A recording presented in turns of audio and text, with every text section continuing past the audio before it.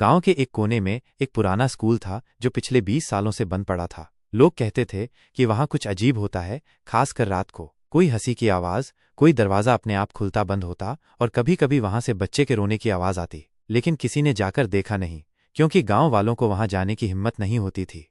एक दिन राहुल नाम का एक लड़का जो गांव में नया आया था, उसे ये बातें सिर्फ अफवाह लगीं। वो खुद को बहुत बहादुर समझता था। उसने अपने दो दोस्तों सूरज और नितिन को कहा कि चलो उस स्कूल में एक रात बिताते हैं। सूरज डर गया, लेकिन नितिन तैयार हो गया और तीनों ने रात को 12 बजे स्कूल में जाने का प्लान बना लिया। रात के ठीक 12 बजे तीनों दोस्त टॉर्च लेकर स्कूल के पुराने गेट से अंदर घुसे। अंदर चारों तरफ धूल, टूटी कुर्सियां और पुरानी किताबें बिखरी थीं। शुरू में सब सामान्य लगा। वे हंसते हुए क्लासरूम्स की तरफ गए। दीवारों पर पुराने बच्चों के नाम अभी भी लिखे थे। एक ब्लैकबोर्ड पर आज भी चौक से लिखा था, don't wake her up. Rahul ने देखा और हंसते हुए बोला, कौन है ये हर, भूतनी? तभी अचानक हवा का एक तेज झोंका आया और ब्लैकबोर्ड पर लिखा खुद ब खुद मिट गया सीए। टॉर्च की रोशनी एक पल के लिए बंद हुई और फिर चालू होते ही देखा कि नितिन गायब था। नितिन, मजाक मत कर बे, कहाँ है? राहुल और सूरज चिल्लाए। कोई जवाब नहीं आया। उनकी आवाज गूंजती रही उस खाली स्कूल की दीवारों से टकराकर। तभी ऊपर की मंजिल से किसी के चलने की आवाज आई, टप टप टप।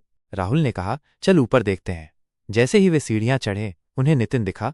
एक कोने सड़कों में बैठा, चुपचाप, बिना पलक झपकाए सामने देख रहा था। राहुल ने उसके कंधे पर हाथ रखा, लेकिन उसने कोई प्रतिक्रिया नहीं दी। तभी पीछे से किसी औरत की धीमी आवाज आई, तुमने उसे जगा दिया।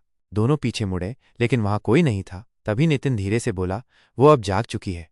कमरे में अंधेरा छा गया। सूरज की टॉर्च जमीन पर गिर गई और राहुल ने देखा कि दीवार पर खून से कुछ लिखा था, तुम अगला हो। राहुल और सूरज ने जैसे तैसे नितिन को उठाया और स्कूल से बाहर भागे। लेकिन भागते समय राहुल ने देखा स्कूल के गेट के पास एक औरत खड़ी थी, सफेद साड़ी में, बिना आंखों के वो मुस्कुरा रही थी। तीनों जैसे तैसे गांव लौटे। अगले दिन नितिन की तबीयत बिगड़ गई। वो बोलना बंद कर चुका था। डॉक्टर कुछ नहीं समझ पाए। गांव वालों ने कहा, तुम लोगों ने उसे जगा दिया, अब ये स्कूल फिर से कभी बंद नहीं होगा।